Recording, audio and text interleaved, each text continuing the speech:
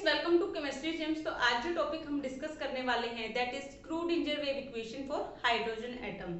सो यहाँ पे हमने क्या कंसीडर किया है, hydrogen atom. So hydrogen atom के अंदर क्या प्रेजेंट होता है, one electron and one proton. ठीक है, सो ये जो प्रोटॉन है दैट इज स्टेशनरी एंड ये जो इलेक्ट्रॉन है that is revolving around its orbit. So ये रिवॉल्व कर रहा है अपनी ऑर्बिट में। सो यहाँ पे जो पोटेंशियल एनर्जी होगी इलेक्ट्रॉन की, so potential energy of electron is the amount of work done from infinity to distance R. So this is equals to, so potential energy को हम वी से डिनोट करते हैं। सो वी की क्या value होगी, that is minus Z E square divided by 4 pi epsilon naught R. ठीक है, सो ये वैल्यू हो जाएगी हमारे पास v की। अब हमको पता है स्क्रूडिंजर वेव इक्वेशन क्या होती है, सिंपल। सो वो हम लिख लेंगे जो कि हमने अपनी पिछली क्लास में स्टडी किया था। So that is D square psi by D X square plus D square psi by D Y square plus D square psi by D Z square plus 8 pi square m divided by h square e minus v psi is equals to 0। तो ये थी हमारे पास Schrodinger wave equation for 3 dimensional. अब हम यहाँ पे ये v की वैल्यू जो है हमारे पास यहाँ पे पुट अप कर देंगे। सो इक्वेशन हमारे पास क्या आ जाएगी, D square psi by D X square plus D square psi by D Y square plus D square psi by D Z square plus 8 pi square m divided by h square e minus, और ये minus sign क्या हो जाएगा, plus हो जाएगा। So plus Z E square divided by 4 pi epsilon naught R. ठीक है, तो ये हमारे पास वैल्यू आ गई। अब हम यहाँ पे क्या करेंगे, ये जो z है इसकी वैल्यू पुट कर देंगे। सो प्रोटॉन के लिए z की वैल्यू कितनी होती है, 1। सो इस z को हम यहाँ पे क्या करेंगे, 1 आ जाएगा। सो ये वैल्यू हमारे पास आ जाएगी और यहाँ पे हमारे पास psi this is equals to 0। तो ये हमारे पास इक्वेशन आ गई in terms of x, y and z coordinates. So अब हम यहाँ पे क्या करेंगे, इस इक्वेशन को चेंज कर देंगे in terms of r, theta and phi. So यहाँ पे ये थीटा एंड फाई ये एंगल्स है। सो इनकी टर्म्स में इस ये जो हमारे पास स्क्रूडिंजर वेव इक्वेशन है इसको हम चेंज करेंगे। सो इसकी जो वैल्यू होगी that is 1 by R square curl by curl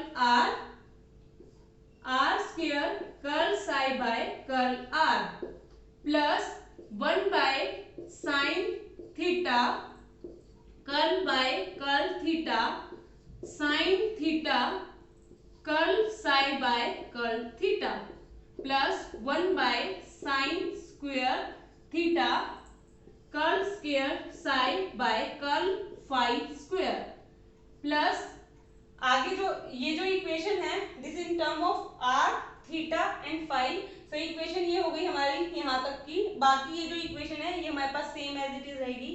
so plus 8 pi square m divided by h square e plus e square divided by 4 pi epsilon naught r psi is equals to 0।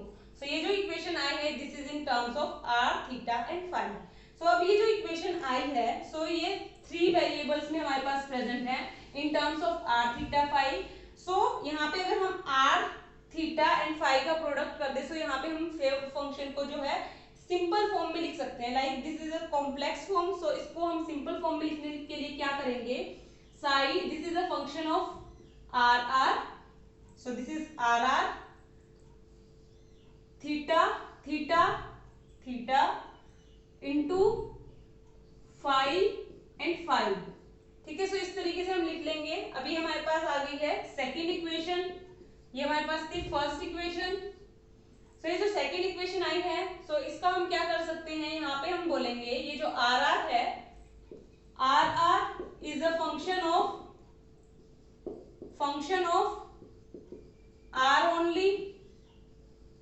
मतलब ये जो R R है this is depend on only on R and independent on theta and phi. So ये theta और phi के ऊपर independent होगी। इसी तरीके से capital theta by theta, so ये जो थीटा थीटा है that is a function of theta only and independent on R and phi. इसी तरीके से हमारे पास आ जाएगा last function that is phi phi. So phi phi हमारे पास क्या होगा, so it is a function of phi only and independent on R and theta.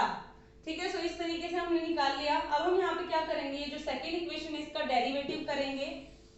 So यहाँ पे हम क्या कर रहे हैं, डेरिवेशन कर रहे हैं इसका। सो यहाँ पे हमारे पास क्या आ जाएगा, curl psi by curl R. So पहले हम किसकी फॉर्म में कर रहे हैं, आर की फॉर्म में। सो आर की फॉर्म में हमारे पास क्या था, थीटा और फाई के इंडिपेंडेंट था। सो ये जो वैल्यूज आएगी ये सेम होंगी हमारे पास। So theta theta into phi phi, इनके ऊपर कोई भी चेंज नहीं आया। सो आर की टर्म्स में इसका क्या हो जाएगा, डिफरेंशिएशन। तो curl R divided by curl R. ठीक है, सो ये आ जाएगी हमारे पास वैल्यू। अगर इसको हम थीटा की फॉर्म में लिखें so curl psi by curl theta. So यहाँ पे क्या आ जाएगा, आर आर सेम रहेगा बिकॉज आर के ऊपर कोई इफेक्ट नहीं हो रहा एंड फाई फाई भी सेम रहेगा। इसी तरीके से यहाँ पे आ जाएगा curl theta theta divided by curl theta. ठीक है, इसी तरीके से हम थर्ड निकाल सकते हैं that is in function of phi. So curl psi by curl phi की फॉर्म में निकालेंगे।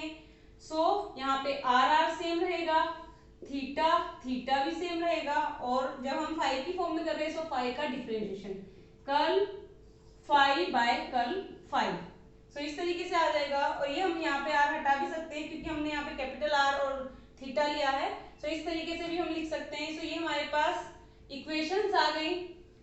सो अब हमको यहाँ पे क्या है, ये जो वैल्यू हमारे पास आई है दीज आर प्रोडक्ट फॉर्म में हमारे पास प्रेजेंट थी, जो कि हमने सेकेंड इक्वेशन में देखा था, R R theta theta and phi phi. ठीक है, तो इस फॉर्म में हमने देखा था। सो यहाँ पे कुछ ना कुछ सॉल्यूशन होगा थीटा थीटा का, फाई फाई का और आर आर का।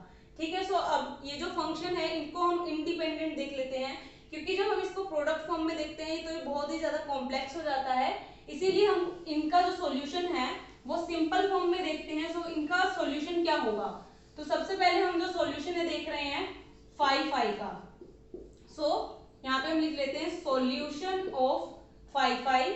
सो फाई फाई का जो सॉल्यूशन होगा that is 1/√2 pi e raise to the power plus minus iota ml phi. So ये जो सॉल्यूशन है आप याद कर लेना, बिकॉज ये जो इक्वेशन है इसको ड्राइव करना बहुत ही ज्यादा कॉम्प्लेक्स है, इसीलिए डायरेक्ट इनके जो सॉल्यूशन दिए गए हैं इनको आप लर्न कर लेना।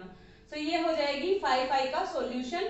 और यहाँ पे ml की जो वैल्यू होगी that is 0 plus minus 1 plus minus 2। ठीक है, इस तरीके से आ जाएगी। इसी तरीके से अगर हम थीटा थीटा निकालें तो थीटा थीटा की वैल्यू क्या होगी हमारे पास, so theta theta is equals to 2l plus 1 l plus mod of m factorial divided by 2 into l minus mod of m factorial into p l m mod of m cos theta. ठीक है, so ये solution किसका हो जाएगा, that is the solution of theta theta. So यहाँ पे जो PLM है, PL मोड of m, this is Legendre polynomial. Now the third is phi. So अब हमको फाई का जो है सॉल्यूशन निकालना है। सो फाई का सॉल्यूशन हमारे पास क्या दिया गया है, so solution of phi phi is equals to minus z n divided by n a not whole cube. So यहाँ पे आएगा 2z minus 2z divided by n a not whole cube n minus l minus 1 factorial divided by 2n l plus l whole cube factorial exponential power minus l by 2 into p raise to the power l summation of n to value 1 to 12+1, और यहाँ पे आएगा rho minus are, और रो की जो value होगी that is 2z divided by Na0 into R. ठीक है, सो ये सॉल्यूशन हो जाएगा हमारा 5, ये सॉल्यूशन होगा हमारे पास आर का, सॉरी आर का होएगा बिकॉज 5 का तो हमारे पास ये था। तो ये आर का जो सॉल्यूशन है ये थोड़ा सा डिफिकल्ट है याद करने में, सो जब आप इसको प्रैक्टिस करेंगे तो आपको लर्न हो जाएगा इजीली। सो ये हमारे पास आर का फंक्शन हो गया। अब हम यहाँ पे ये जो आर है, सो इसको हम बोलेंगे radial wave function, radial wave function. And जो हमारे पास theta theta and phi phi है, this is angular wave function, angular wave function. So ये जो रेडियल वेव फंक्शन है ये हमको किसके बारे में बताता है, ये तो हमको size and energy of orbitals, orbitals की जो साइज होता है या उनकी जो एनर्जी होती है उसके बारे में हमको जो नॉलेज देता है that is radial wave function. और एंगुलर वेव फंक्शन हमको क्या बताता है, शेप ऑफ ऑर्बिटल्स, ऑर्बिटल्स की कैसी शेप होगी ये हमको बताता है एंगुलर वेव फंक्शन। ठीक है, तो सबसे पहले हम यहाँ पे कंसीडर कर लेते हैं रेडियल वेव फंक्शन को।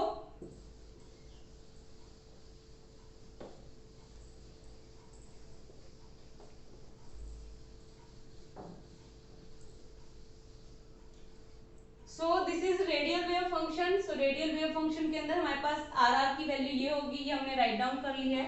सो इसको आप लर्न कर लेना। तो यहाँ से हमको क्या पता चल रहा है, जो हमारे पास क्वांटम नंबर है, क्वांटम नंबर, तो यहाँ पे हमारे पास कितने क्वांटम नंबर हैं, 2, n एंड l। देखो हर जगह पे हमारे पास n और l ही प्रेजेंट है। सो यहाँ पे हमारे पास 2 क्वांटम नंबर है, कौन कौन से हैं, n एंड l।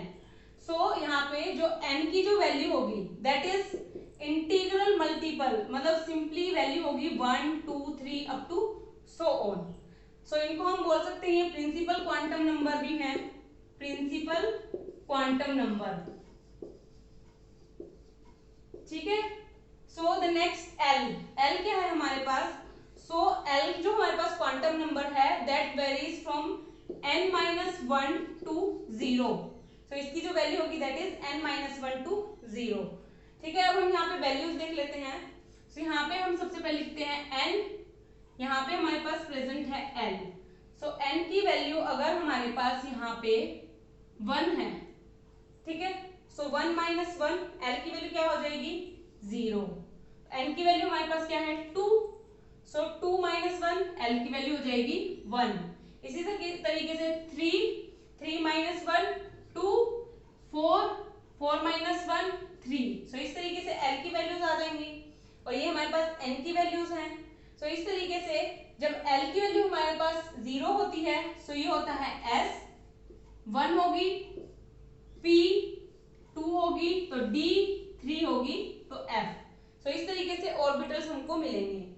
ठीक है, अब हम रेडियल वेव फंक्शन को 3 टाइप से जो है फॉर्म कर सकते हैं, बना सकते हैं। सो यहाँ पे हम जो है कुछ ग्राफ्स जो है देख लेते हैं। सो सबसे पहले हम रेडियल वेव फंक्शन का जो है ग्राफ देख रहे हैं between R and R, radial wave function and R के बीच में हम ग्राफ देख रहे हैं। सो यहाँ पे हमारे पास प्रेजेंट है आर और यहाँ पे आर इन एरिया। ठीक है, सो हमको जो ग्राफ मिलेगा, सो हमको कुछ ये जो ग्राफ है कुछ इस तरीके का देखने को मिलेगा। ठीक है, अगर हम यहाँ पे ग्राफ प्लॉट कर रहे हैं बिटवीन आर इसका होल स्क्वायर एंड यहाँ पे हमारे पास आर इन एरिया ही प्रेजेंट है, तो यहाँ पे जो हमको ग्राफ देखने को मिलेगा दैट इज ये हमको कुछ इस तरीके का देखने को मिलेगा। ठीक है, सो इस तरीके का ग्राफ हमको देखने का मिलेगा। अब थर्ड हमको एक और ग्राफ देखने को मिलेगा that is for 1s electron. Like हम यहाँ पे प्रोबेबिलिटी डिस्ट्रीब्यूशन कर्व बना रहे हैं for 1s electron. So 1s electron के लिए बना रहे हैं, सो यहाँ पे हमारे पास प्रेजेंट होगा प्रोबेबिलिटी एंड नीचे हमारे पास यहाँ पे प्रेजेंट होगा डिस्टेंस। ठीक है, सो यहाँ पे जो हमको ग्राफ मिलेगा दैट इज लाइक इस तरीके ग्राफ मिलेगा। ठीक है, सो ये मैक्सिमम हमारे पास डिस्प्लेसमेंट आ गया। सो ये जो वैल्यू होगी दैट इज आर ए। ठीक है, सो इस तरीके से हमको रेडियल वेव डिस्ट्रीब्यूशन कर्व देखने को मिलेंगे और यहाँ पे दो क्वांटम नंबर होते हैं that is an and L. ठीक है, सो ये तो बात हो गई हमारे रेडियल वेव फंक्शन की। अब हम एंगुलर वेव फंक्शन देख लेते हैं।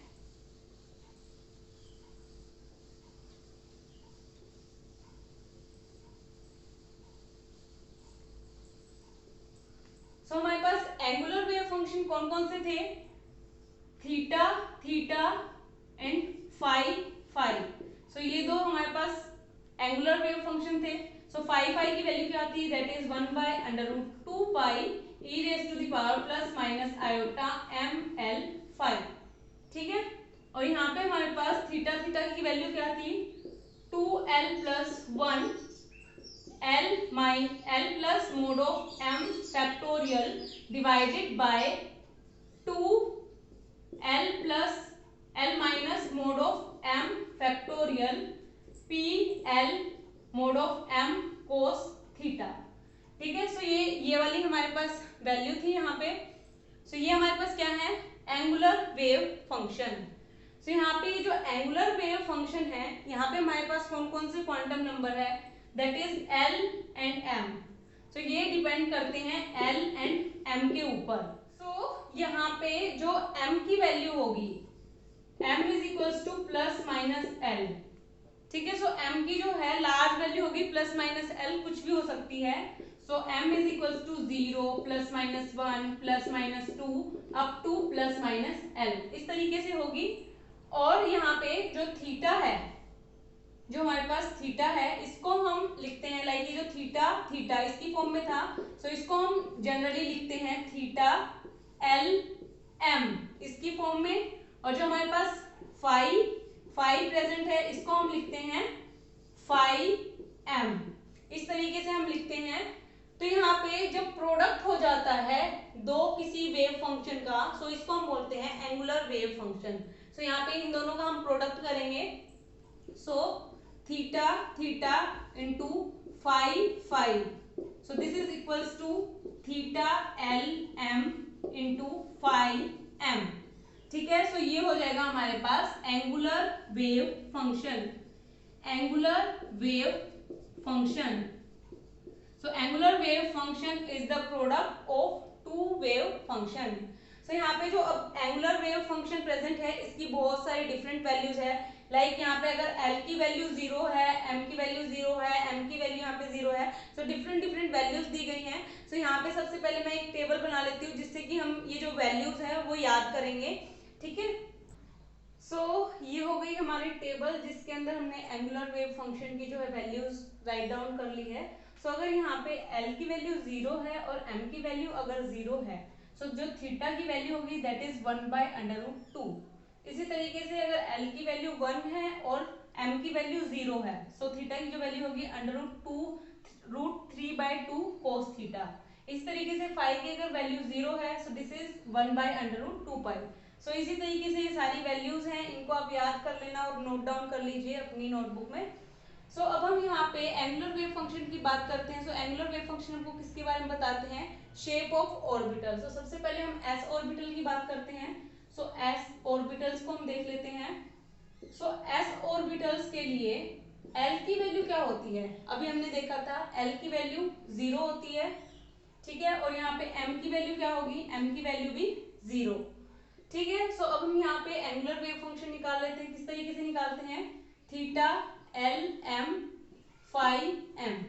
तो यहाँ पे हम पुट कर देते हैं थीटा एल की वैल्यू 0, एम की वैल्यू 0, फाई 0।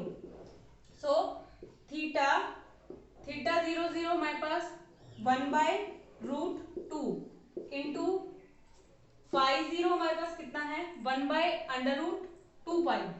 सो यहाँ पे इंटू 1/√2 पाई ये आ गया। सो इसको हम सोल्व कर लेते हैं। सो this is 1/2 because √2 √2 this is 2 √2 पाई।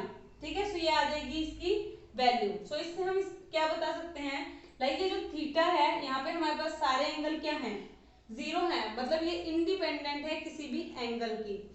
सो जो एस ऑर्बिटल है these are independent of any angle. So यहाँ पे जो डिस्ट्रीब्यूशन होगा हर जगह पे क्या होगा, सेम होगा, सिमेट्रिकल होगा, इसीलिए इनकी जो शेप होगी दैट इज स्फेरिकल, बिकॉज यहाँ पे हर डायरेक्शन में क्या है, ये सिमेट्रिकली प्रेजेंट है। अब हम देखते हैं यहाँ पे P orbitals.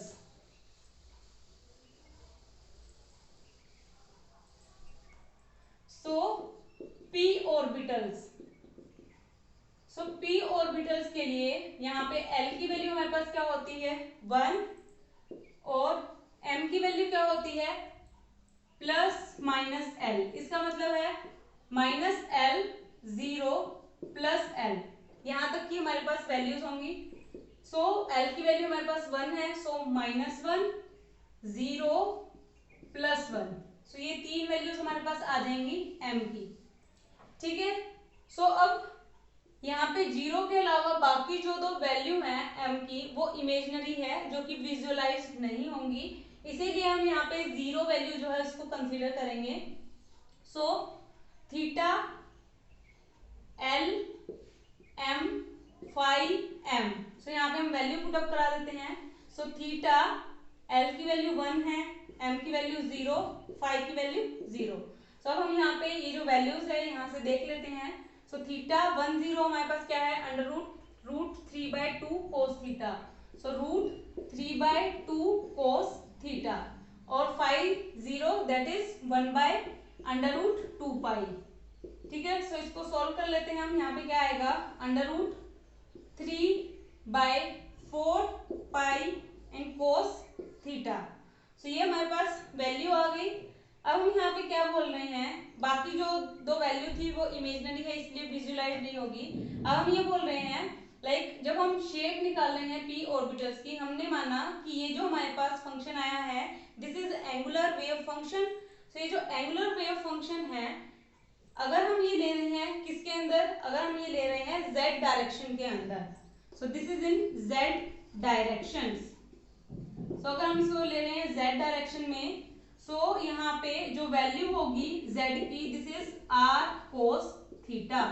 So z is equal to r cos theta for z axis. So यहाँ से हम वैल्यू निकाल लेंगे किसकी, cos थीटा की, cos थीटा की वैल्यू आ जाएगी z/r। तो ये जो वैल्यू है हम यहाँ पे पुटअप करा देंगे cos थीटा के अंदर। सो वैल्यू हमारे पास क्या आएगी √3/4 पाई इंटू z/r। सो ये जो हमारे पास वेव फंक्शन आया है ये कौन सी एक्सिस के लिए आया है, ये सिर्फ z एक्सिस के लिए आया है। सो यहाँ पे हमारे पास z हमारे पास कोई एक फंक्शन है और इसका हमारे पास वेव फंक्शन क्या होगा, wave function is pz। So pz हमारे पास कोई एक वेव फंक्शन हो गया। सो उसके लिए वैल्यू आई है हमारे पास ये, इसीलिए डम बेल शेप का होगा बिकॉज ये सिर्फ हमारे पास z डायरेक्शन के अंदर ही प्रेजेंट है। और अगर यहाँ पे z की जो वैल्यू है अगर पॉजिटिव होगी तो यहाँ पे pz की वैल्यू भी हमारे पास पॉजिटिव होगी, और अगर यहाँ पे z की वैल्यू नेगेटिव होगी तो pz की वैल्यू भी हमारे पास नेगेटिव ही होगी। और इसी तरीके से ये हमने लिया था z डायरेक्शन के अंदर। अगर इसी तरीके से अगर हम ये जो वेव फंक्शन है x डायरेक्शन में y डायरेक्शन में लेंगे तो इसी तरीके से हमारे पास x डायरेक्शन में डम्बेल शेप आ जाएगी, y डायरेक्शन में भी डम्बेल शेप आ जाएगी। तो इससे हमको पता चलता है कि जो p ऑर्बिटल्स हैं इनकी शेप कौन सी होती है, डम्बेल शेप, ठीक है। सो इसीलिए ये हमारे पास एंगुलर वेव फंक्शन है और हमने यहाँ पे रेडियल वेव फंक्शन भी स्टडी कर लिया है। सो यही था आज का topic. Hope you like this video, share with your friend and subscribe to my channel. Thank you so much.